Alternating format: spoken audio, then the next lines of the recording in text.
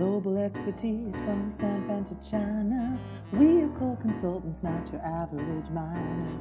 DSC and Darby now confined to the house. And so now we bring you core from the couch. Hello, my name's Lara Smith. I'm here in Tel Aviv in my home.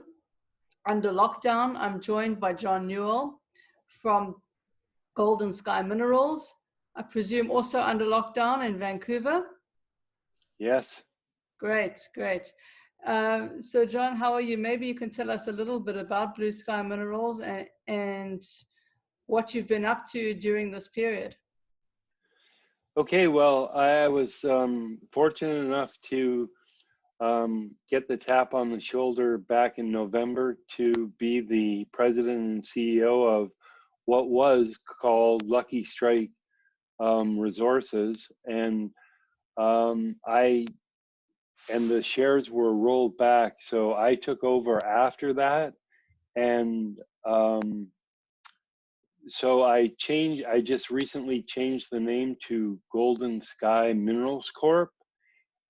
We have about a little less than 10 million shares out, about $2 million in the bank, and we're working in the Yukon. We have 3 projects. One is called Lucky Strike.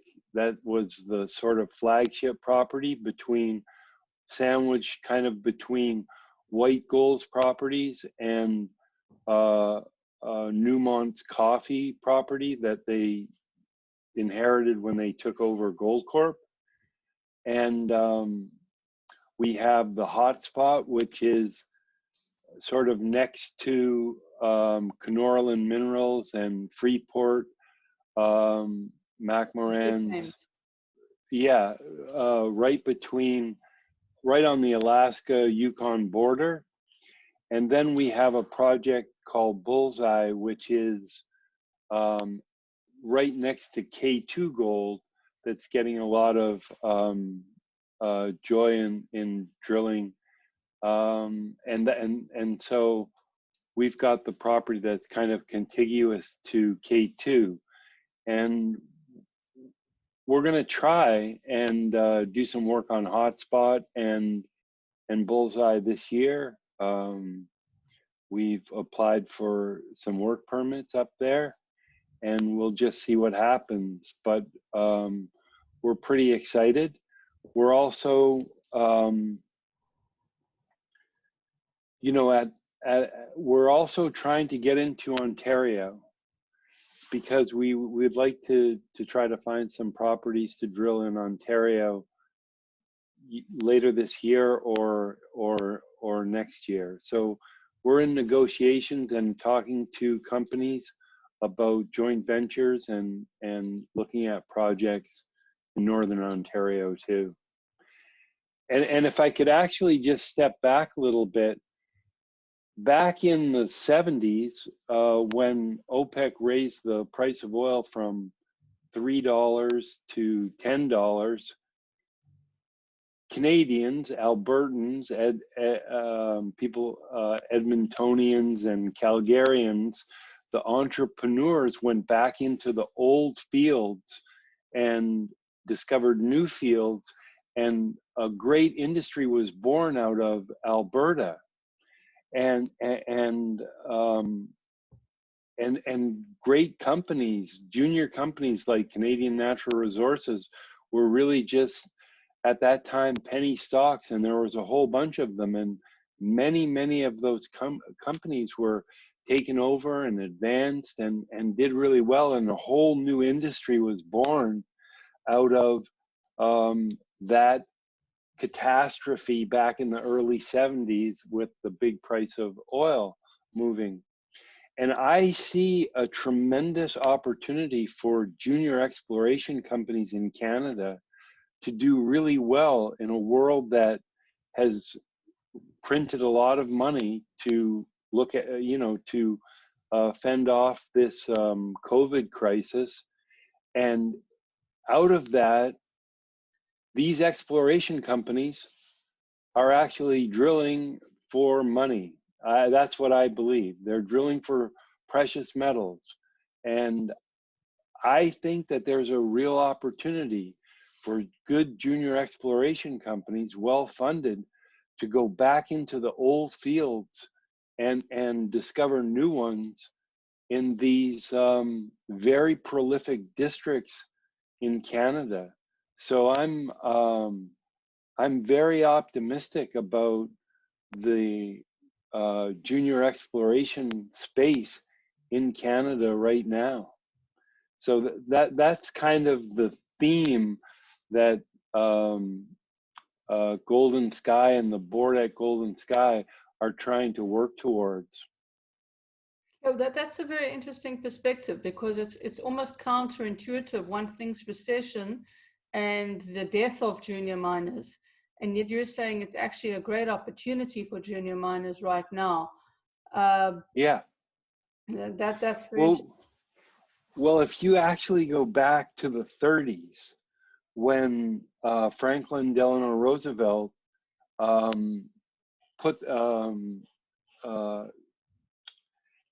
made gold ownership illegal, and he confiscated the gold from Americans, and it's kind of rumored that they got about 7,000 tons of gold from that expropriation, basically. So Americans couldn't buy gold anymore.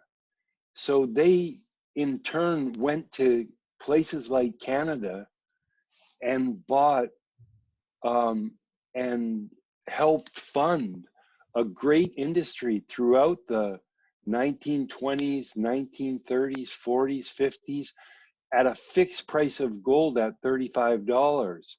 So up until the war, when a lot of guys went to fight in World War II, and then the inflationary sort of 60s made these junior mining companies no longer profitable. Many of them were shut down.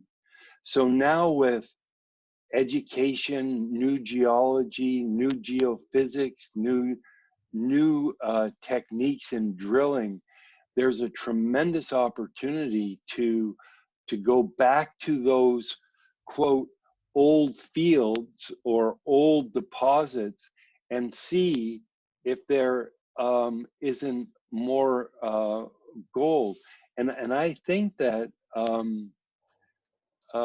there is a tremendous opportunity in Canada, a good jurisdiction with laws that protect investments to go back into these old fields, and it's already been demonstrated by many companies, the most famous being Goldcorp under the leadership of Rob McEwen, actually went underneath a mined out mine and found a whole new, very rich mine.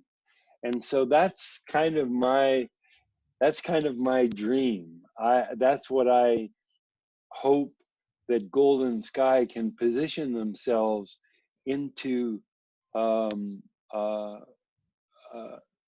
only the Yukon, which is a very prolific district, but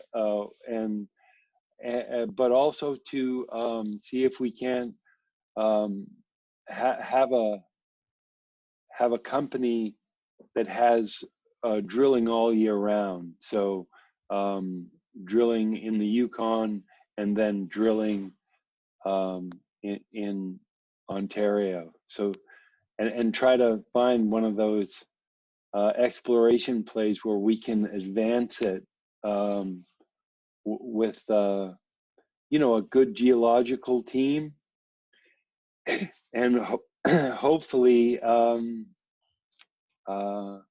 be able to raise the capital to expand our sort of goals. So I'm extremely excited about the junior exploration space, because in fact we are digging for money being gold, and that's what I believe can help a sound money that's been sound for 5,000 years. Well, everybody kind of knows that, but to help Canada and investors come back from this kind of mess. Yeah, well, there is big talk on it has to be an infrastructure-led recovery because we've Yeah, kind of exhausted our monetary option tools. If the whole world prints money, it almost negates the efficacy of it, rather. And we've already had a period of low interest rates, and we were just coming out of a period of low interest rates, and to go back to that. So it seems like it has to be an infrastructure-led led recovery, whether that's mining to kickstart the recovery or infrastructure spending, in sort of the GCC. It looks like that's what economies, especially wealthy economies like the US and Canada, have to do in order to prevent or stall this impending recession which we're finding ourselves in. yeah. The other thing is that if you look at a company that is working in Alaska, it's a joint venture with American Barrick. It's called Nova Gold. Nova Gold was breaking, only a month ago, was breaking to new highs. And then this mess happened and it dropped from $12.50 to $6.50. And now it's trading at $13.50 or $13.80 or $14. I don't know exactly. But my point is that, and they have 30 million ounces of gold in the Donlin Creek area and maybe more in the surrounding area. But I also maintain that the best place for that gold is in the ground, given that we don't really know right now today what the value of gold is. So big mining companies are being shut down because of COVID and have the inability to mine at peak production maybe. So there's a shortage that could develop from that. But also the price of gold, given the growth in money supply, seems to me that we don't really know where the real price of gold is, or what the actual price that it should be selling at, because there's just such a wide difference between the spot and the farther out month. So do you think gold could break its high? It reached an all-time high of 1900 in 2011, and right. we're at the 1600 mark, just over. Do you think we can breach that in this recession? Absolutely, I do. I've done interviews where I've talked about specific targets for gold. I've gone out on a limb, and my highest target is 24.65, and there can be extensions off of that, and there's logical reasons why you could expect a much higher gold price relative to the growth in money supply, etc. But I'm extremely bullish on gold, and mind you, I have been for quite some time, and I do hope that there's an anchor to our monetary system that brings back actually gold in the, you know, in the future. It brings it back, okay. And yeah. And what about silver? If we're going to talk gold, we've got to always talk silver as a relative, because that looks much cheaper at the moment to gold. Yeah, it's because it's a industrial metal. I have to admit that silver perplexes me. They only mine about 800,000 ounces of silver a year. To me, the silver gold ratio is way out of whack. I've tried to predict it a couple of times. Every time it starts to look like silver's going to go, it does a UE, and that ratio goes back.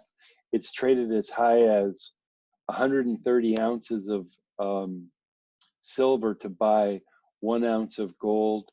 Historically, I don't even recall a time when it's traded that high, maybe a long, long time ago.